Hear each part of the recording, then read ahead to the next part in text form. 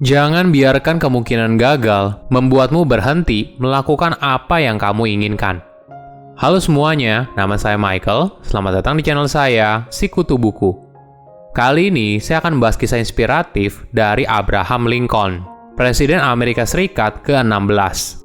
Mungkin beberapa orang mengenalnya sebagai tokoh yang menghapus perbudakan. Namun di sisi lain, kisah suksesnya sangat inspiratif karena Abraham tidak pernah menyerah pada kegagalan, hingga akhirnya menjadi orang paling berkuasa di Amerika Serikat. Sebelum kita mulai, buat kalian yang mau support channel ini agar terus berkarya, caranya gampang banget. Kalian cukup klik subscribe dan nyalakan loncengnya. Dukungan kalian membantu banget supaya kita bisa rutin posting dan bersama-sama belajar di channel ini. Abraham Lincoln lahir pada tahun 1809 di Kentucky, Amerika Serikat. Dia berasal dari keluarga petani yang sederhana. Ketika usianya 9 tahun, ibunya meninggal dunia. Peristiwa ini menimbulkan luka yang mendalam di benak Abraham dan membuat hubungannya semakin menjauh dengan ayahnya. Dia juga diam-diam kesal dengan tuntutan kerja keras yang harus dia kerjakan sejak kecil. Pada tahun 1817, keluarganya terpaksa harus pindah dari Kentucky ke Indiana akibat kasus sengketa tanah.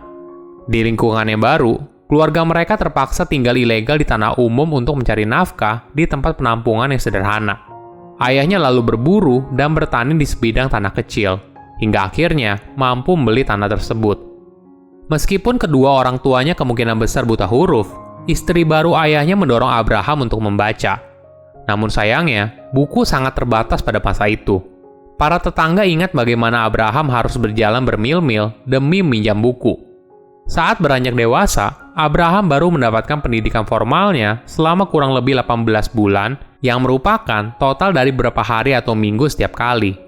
Keluarganya lalu berpindah-pindah ke dua kota yang ada di Illinois. Saat Abraham berumur 22 tahun, dia memutuskan untuk hidup mandiri dan bekerja sebagai buruh kasar. Dia pun akhirnya berimigrasi ke komunitas kecil di New Salem, Illinois. Di sana, Abraham selama beberapa tahun bekerja sebagai penjaga toko, kepala kantor pos, dan akhirnya menjadi pemilik toko. Di kota itu juga, Abraham banyak berinteraksi dengan komunitas, belajar keterampilan sosial, dan mengasah kemampuan berbicara yang membuatnya populer di kalangan penduduk setempat. Namun pada tahun 1832, Abraham menjual sahamnya di toko yang dia miliki secara patungan. Dia terpaksa melakukan ini karena usahanya terus merugi. Bahkan, hutangnya membutuhkan waktu 10 tahun untuk dibayar hingga lunas. Kejadian ini membuat Abraham mendaftar sebagai kapten milisi yang membela Illinois pada Perang Black Hawk.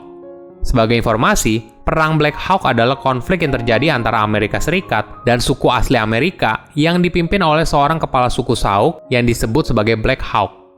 Konflik ini dipicu karena suku asli Amerika itu merasa ditipu atas perjanjian tanah yang baru dibuat. Selama perang, Abraham tidak melihat pertempuran secara langsung, namun pemandangan medan perang yang dipenuhi oleh mayat sangat berbekas di dalam benaknya. Sebagai kapten, Abraham juga dikenal sebagai orang yang punya integritas tinggi. Suatu hari, dia menghentikan anak buahnya sebelum mereka mengeksekusi suku asli Amerika yang berkeliaran sebagai mata-mata. Bahkan, Abraham sampai berdiri di depan suku asli Amerika yang ketakutan untuk melindunginya. Setelah perang usai, Abraham belajar hukum dan mulai terjun ke dalam dunia politik. Karir politiknya tidak selalu berjalan mulus. Abraham berada pada peringkat ke-8 dari 13 kandidat. Kecewa dengan kegagalannya, Abraham kembali mengasah dirinya melalui buku. Kali ini, dia memasang target untuk belajar hukum, menjadi pengacara, dan menyalonkan diri lagi sebagai anggota dewan. Dia berkampanye untuk mendapatkan kursi di Badan Legislatif Negara bagian Illinois dan sayangnya gagal. Kejadian ini tidak membuat Abraham menyerah. Dia mencoba lagi dan akhirnya berhasil mendapatkan posisi tersebut pada tahun 1834 sebagai anggota Partai Whig. Abraham pun berhasil mempertahankan posisinya selama 4 periode. Namun, ketika Abraham berusaha mendapatkan kursi di Kongres Amerika Serikat, dia pun kembali gagal. Kejadian ini lalu membuat Abraham kembali menjadi pengacara dan menghabiskan waktu 15 tahun berkecimpung di bidang tersebut. Tantangan dalam kehidupan Abraham tidak hanya terjadi pada karir politiknya saja. Kehidupan romantis dan keluarganya terbukti menjadi bagian yang sulit juga. Abraham awalnya bertunangan dengan seorang wanita bernama Anne Rutledge. Namun sayangnya, pada tahun 1835, calon istrinya meninggal karena demam tifoid. Abraham akhirnya menikah dengan Mary Todd yang berasal dari keluarga terpandang di Lexington, Kentucky. Pernikahan pertama mereka dibatalkan oleh pasangan tersebut setelah mereka memutuskan sebenarnya tidak ingin menikah. Namun 2 tahun kemudian, mereka akhirnya resmi menikah. Abraham memiliki 4 putra dan dia berhasil hidup lebih lama dari ketiga anak mereka. Dan anak kedua Edward meninggal karena tuberkulosis pada usia 3 tahun.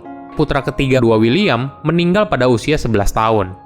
Putra keempatnya yaitu Thomas meninggal saat berusia 18 tahun karena gagal jantung.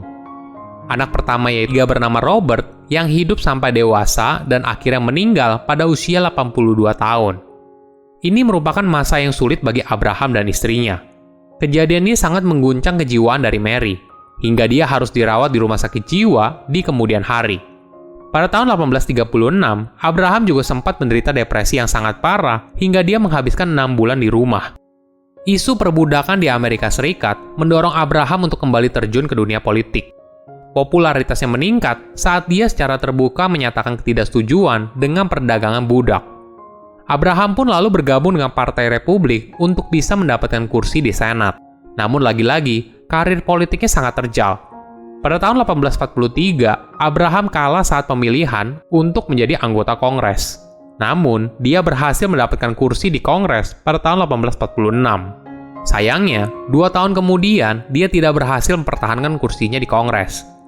Kegagalan Abraham berikutnya yaitu saat pemilihan sebagai anggota Senat pada tahun 1854 dan nominasi untuk wakil presiden pada tahun 1856. Tidak sampai di situ, Abraham pun lagi-lagi kalah dalam pemilihan anggota Senat pada tahun 1858. Namun 2 tahun kemudian, akhirnya dia berhasil menjadi orang nomor 1 di Amerika Serikat.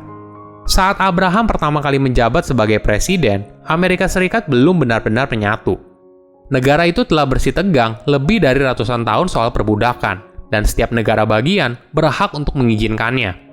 Perbedaan pola pikir ini membuat Amerika Serikat pada masa itu terbagi menjadi 2, utara dan selatan.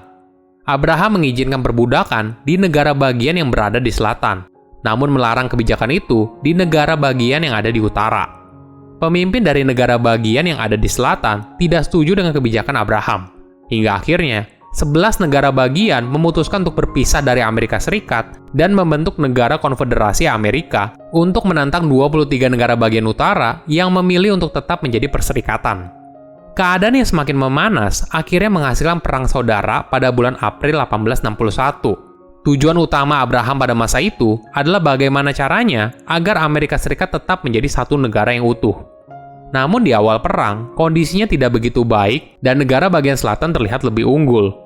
Semua berubah pada tahun 1863 saat Abraham mendeklarasikan proklamasi emansipasi. Dia menjanjikan akan membebaskan budak yang berada di wilayah kekuasaan negara Konfederasi Amerika apabila mereka ingin membelot. Ini merupakan langkah putus asa dari Abraham untuk mengubah kondisi perang, hingga akhirnya dia menang perang dan perbudakan benar-benar dihapuskan dari Amerika Serikat pada tahun 1865. Hal baik mungkin akan datang bagi orang yang menunggu, tapi hanya hal baik yang tersisa dari orang yang bekerja keras mengubah hidup mereka. Silahkan komen di kolom komentar pelajaran apa yang kalian dapat ketika tahu informasi ini. Selain itu, komen juga mau tahu informasi apa lagi yang saya review di video berikutnya. Saya undur diri, jangan lupa subscribe channel YouTube Sikutu Buku. Bye-bye.